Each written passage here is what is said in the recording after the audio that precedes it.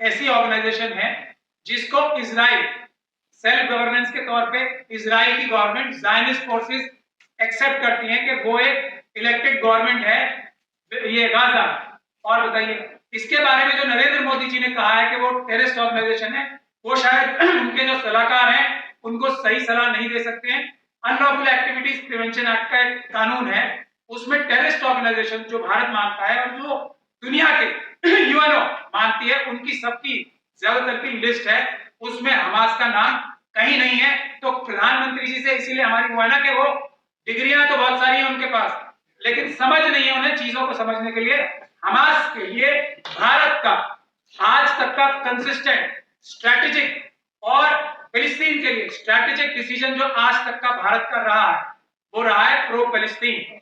नरसिम्हा राव जो आरएसएस द्वारा स्पॉन्सर्ड प्रधानमंत्री थे, उससे पहले राजीव जी के टाइम तक जो इजराइल है उसे भारत देश रिकॉग्नाइज नहीं करता, हमारे डिप्लोमेटिक रिलेशंस नहीं थे उनसे।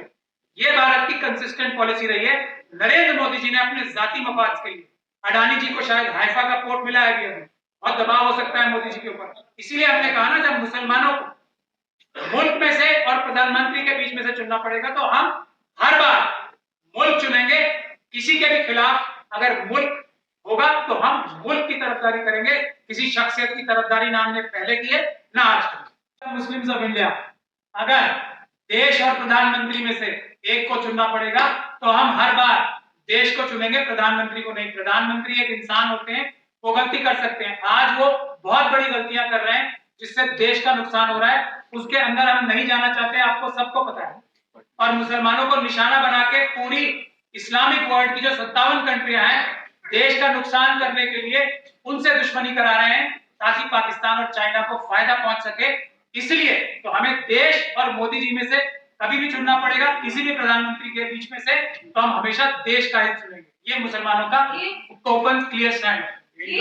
इजराइल की हिमायत की है, बिना मांगे उनको हिमायत दी है, इसके पीछे बहुत सी वजूहात हैं। एक तो उन्होंने भारतीय जनता पार्टी की रूह को ठेस पहुंचाने का काम किया है। भारतीय जनता पार्टी की रूह मैं मानता हूं कितना संघर्ष किया, कितनी जद्दोजहद की अटल बिहारी वाजपेयी ने, उन्होंने खड़ा किया, उन्होंने मेहनत करके यहां तक पहुंचाया।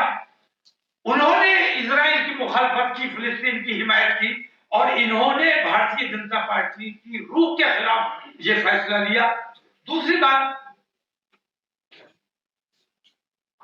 कि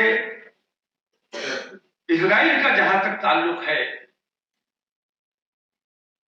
पूरी दुनिया में जहां भी मुसलमान बसता है, हमें ये हुक्म है कि अपने मुल्क से मोहब्बत करो। हुब्बुल वतनी जुज़्व ईमान है, और जो अपने मुल्क से मोहब्बत नहीं करता, मैं दावे के साथ कहता हूं, मेरा मजहब मुझे यह सिखाता है कि जो अपने मुल्क से मोहब्बत नहीं करता वो सच्चा और पक्का मुसलमान नहीं हो सकता। तो हमने कभी अपने मुल्क पर बम नहीं मारा है, हमने कभी आतंकवाद नहीं किया है। मैं हाथ जोड़कर आप लोगों से इतना पूछना चाहता हूं कि वो बम जो 2014 से पहले रोजाना फटा करता था, वो बम आज कहां चला गया? वो बम अब क्यों नहीं फटता है? आप लोगों की ये जिम्मेदारी है कि खबर के पीछे की खबर ढूंढने की कोशिश कीजिए।